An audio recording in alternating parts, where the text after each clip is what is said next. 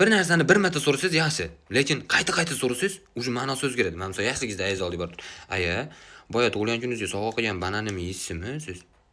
"Ha, yeyman bolam halira." Ha, birpasdan keyin borib turib, "Aya, haligi bananni yeysizmi, olib kelaymi siz?" "Ha, yeyman bolam, olib kelsiz." "Yeysizmi rostdan?" "Birga yeymiz, olib kel." Tushunyapsizlarmi? Ma'nosi o'zgaryapti. Men misol o'tirasizda telefon o'ynab o'tiribsiz, hech qanaqa ish ham qilmayapsiz, dars ham qilmayapsiz. Dadangiz ko'radi-yu. "Sen yaxshimisan?" deydi. "Ha, yaxshi rahmat." Yanpasdan kelib turib, "Sen ana shu o'tirishingda yaxshi o'tiribsanmi?" "Ha, yaxshi o'tiribman." Ya uchinchisi kelib turib, "Sen ish ham qilmayapsan, hech narsa qilmayapsan. Sen aniq yaxshisan, og'rimayapsan." "Ha, yaxshiman." "Ya, bu yaxshi bo'lsa ham yoqmayapti. Ayangga telefon qilib so'rasiz, bugun o'lib qolganing haqida aytib qo'ying" deb. Masalan, choy ichib o'tiribsiz, dadangiz bilan. Ayaz keladi-da, "Ovqat qalay chiqibdi?" deydi.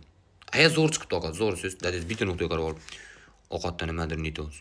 "Nima yeysiz?" 6-marta so'rayapti qalay chiqibdi deb. Mishig ham ko'rinmayapti, deyman.